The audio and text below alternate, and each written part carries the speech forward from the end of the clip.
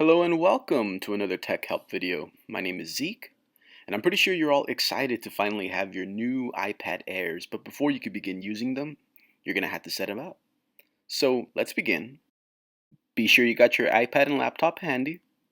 Now the first thing we need to do is open up iTunes. So what I do is on the top right corner, I click on the little magnifying glass, and then I type in iTunes, and then push enter on your keyboard. That should open it right up, just like this. Next, we need to log out of whatever iTunes account is already set up with your computer. So go ahead and click on Store. Then we're going to click right down here where it says Sign Out. Now I realize your version of iTunes might look a little bit different from mine, but that's okay. It's the same concept. Here I'm trying to access the iTunes Store by clicking on the button that says iTunes Store. And now I'm going to try to find a free app. It doesn't matter which one, as long as it's free. And now it's showing me the music section, so I want to see some apps. So I clicked on the three dots and clicked on where it says apps. Now here I'm just looking for a free app. It doesn't matter which one. I clicked on Beats, and we're looking for the free button. Go ahead and click on where it says free, and you should see something like this. So far so good. Just click on the button that says create Apple ID, and go ahead and click continue. And then it's going to ask you to agree to the terms and conditions, so I click on that check mark and click agree. Now here's the important bits. Go ahead and put in your SUSD provided email account. It's very important that you use that one. Don't use a personal email, use the one provided to you by the district. Next, you create your password. This one might take you a while because of the requirements, but whatever you choose, just make sure you don't forget it. That's important. But in case you do forget your password, the security info could come in handy. So all they're really asking you to do is just select the question and then provide an answer. You don't have to necessarily answer honestly, you just need to provide an answer that you can remember. So when the time comes that you do forget your password and they do ask you one of these security questions, you'll know what the answer is off the top of your head. Next, it's asking you for an optional rescue email. I'm going to leave it blank, but you could put your personal email address if you want to. Next, you put in your date of birth. You could be honest about that one, or you can make yourself a little younger. As long as you remember what date you used, it's all gravy.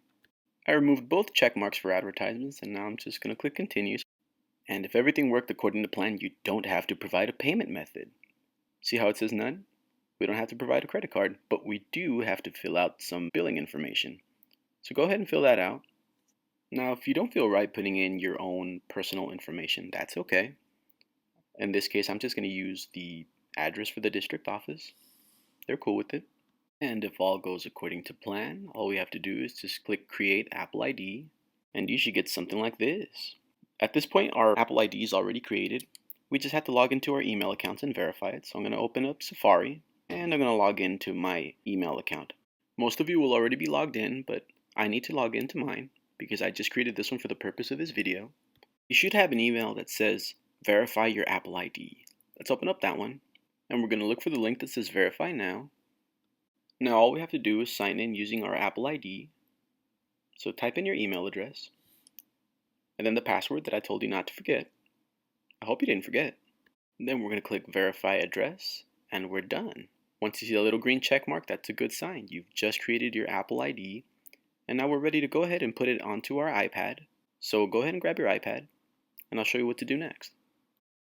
Now that you got your iPad, you're probably going to see a sign that says this: app installation, iosmeraki.com, blah, blah, blah. Now that we got our Apple ID, we know what to do. So go ahead and click sign in and touch where it says use existing Apple ID. And now we're going to go ahead and type in our Apple ID, the one we just created. So put in your email address, and then you're going to put in your password, the one I asked you not to forget, but I'm sure you didn't forget. Now we got to make sure you actually signed in. So touch the button that says settings, and then we're going to scroll down to where it says iTunes and App Store. If you see your Apple ID on the top in blue, congratulations. You've actually signed in successfully. And now you could actually start using your iPad. You'll notice a lot of apps will start downloading automatically. That's okay. A lot of these apps are useful apps that will be good for the teachers and good for the staff. So try them out. Let us know what you think. Have a good day.